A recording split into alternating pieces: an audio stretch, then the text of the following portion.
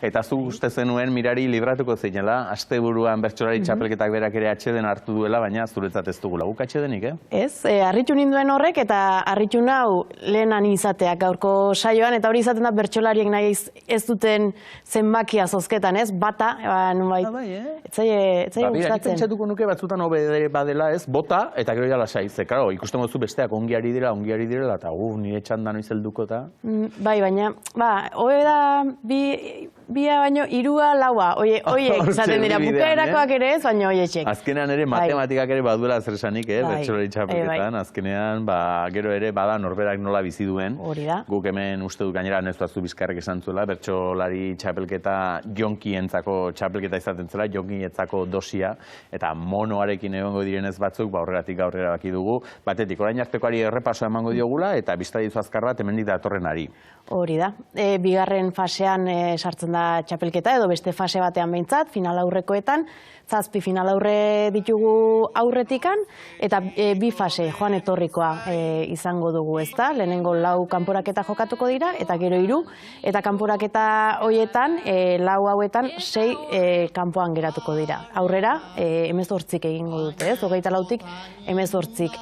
Eta oraingoan, aipatu genuen, sartzen direla, duela 5 urteko finalean izan zirenak, eta bueno, Aitor Sarriek eta Igor Elortzak ez, baina gainontzekoak abestuko dutela, ezta? Eta lehian sartuko dira, eta larun batean Elizondon izango gara. Eta ze itxura dauka Elizondokoak?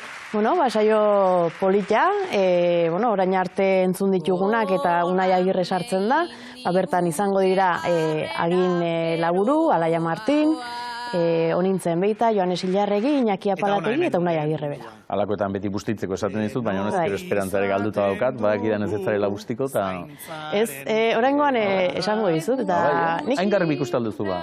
Garbi ikusi eta sentitu ere ez da, egia da, uste eta nahi, biak hori da, nazko ez? abestuko dutenekin badudala neurri handiagoan edo gutxiagoan harremana, baina nik Alaia Martinen alde. Apuntatuta geratzen da, apusturik ez dugu egingo, ze apustu zaletasuna ez daukagu hemen publizitatea egiterik, baina apuntatuta geratzen da, hor fase berri batean, eta ariketak ere berriak ere izango dira tartean, ez? Hori da, puntu erantzuneko ariketa ez da izango, eta puntuka bertsolariek launa bertso abestu beharko dituzte, 8 bertso osatu arte, eta ariketa berezia izaten da, bizia izaten da, eta arriskua badu borobilduta ez geratzeko. Gaiaren arabera, bertsolariak ez iristea esan nahi duten guzti hori esatera, baina saio borobilak ere tokatzen dira tartean, eta gustagarria izaten da.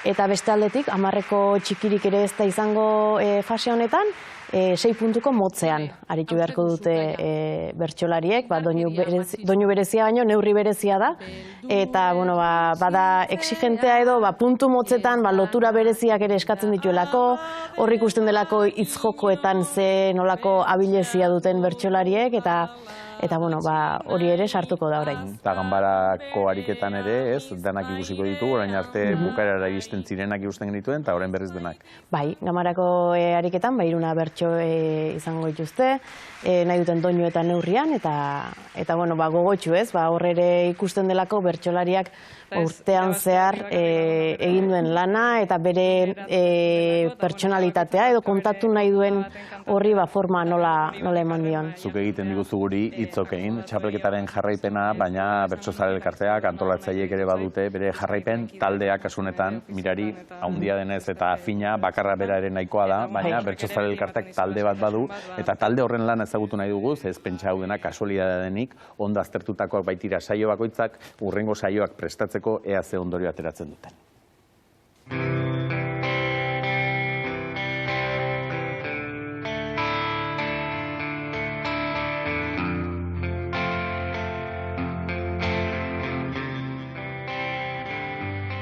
Bertsolari txapelketa abian da, eta protagonistak, oholtza gaineko protagonistak maila ematen ari dira, baina oholtza atzetik ere lan bat badago, eta gaurkoan azaldu behar diguzu nola sortu den aurtengo txapelketarako figura berri bat. Bertsogintza taldea ditzen da, eta izenak berak dioen bezala, pixkat bertsogintzaren alorrak jorratzen ditu.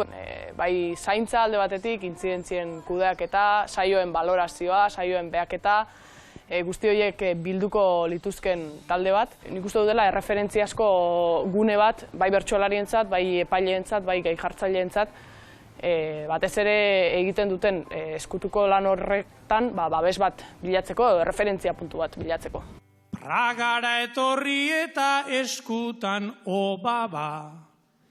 Saio bakoitzara joten gara eta behaketa fitxa bat betetzen dugu, pixka bat adi egoten gara, zer gertatzen den, zer ez den gertatzen, eta ustuketa lana egiten dugu ostegunean. Izango litzateke pixkat, saio ondorenean aretoaren ate aurrean egoten den elkarrizketa informal hori modu egituratu batean egitea ostegun horretan.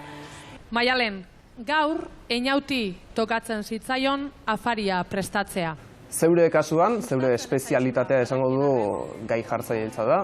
Beraz, saio batera joaten zarenean, zeri erreparatzen diozu?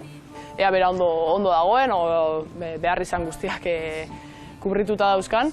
Eta gero egiten duguna bai da saio aurretik, saio horretako gaiei begira bat bota, batez ere gai jartzaile taldeak egiten duelako orduetako eta orduetako lan bat, eta askotan eskertzen dutelako beraiek ere kanpoko begirada bat, edo feedback hori edo babesgune bat bilatzea kanpoan. Lehenengo egin beharko duguna da, lehenengo fase guzti honen balorazioa, jungara astez-aste balorazioa egiten, baina balorazio orokor bat, eta hor identifikatuko ditugu sortu diren beharrak, edo sortu diren pozak ere bai, ondo egindako gauzak ere, eta horiekin ja finale erdietara begira jarriko gara.